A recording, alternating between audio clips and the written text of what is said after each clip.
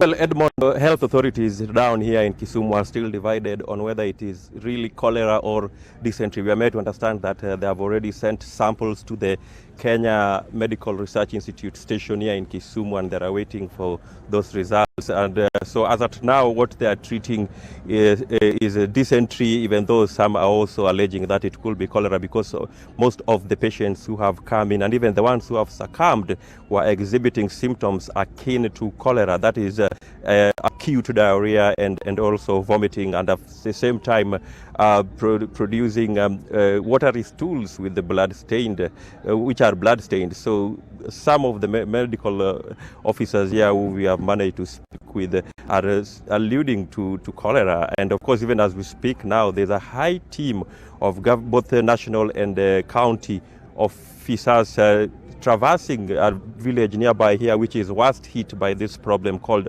Ongadi. This is where most of these cases have been coming from. We are talking of at least 7 people so far who have been admitted. Some have been treated. The youngest of them being a 4-year-old child who was brought in yesterday in the afternoon. That is according to the clinical officer of this particular facility. That is Mr. Crispinus Makoha, who confirmed that the 4-year-old child was exhibiting this diarrhea and vomiting. And also we are made to understand that on Sunday, another 4 were brought in here, who included a primary school pupil, a middle-aged man, and a woman, also exhibiting the same blood-stained watery stools, and therefore sending panic among residents in this particular place, that is Gita sub-county. And of course, it's more or less known as Kajulu.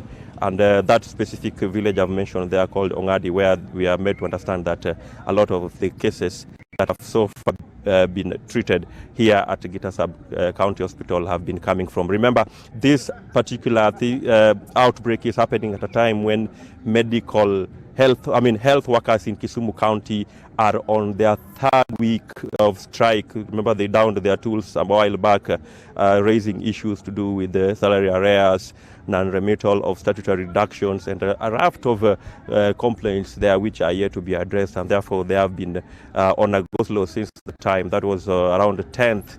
And so we are talking of the 3rd week since health workers in this particular county downed their tools.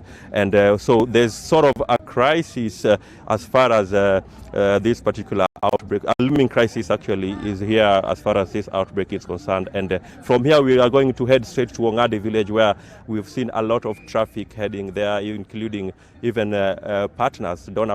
We've seen some personnel from the UN also heading down there. So you're just going to drive there and find out what exactly is happening, and if this situation, which the county government officials who didn't want really to speak officially about it, claim that it has been contained. So we're going to go down there and just find out if really the situation has been contained as they are trying to portray. Back to you, Edmond.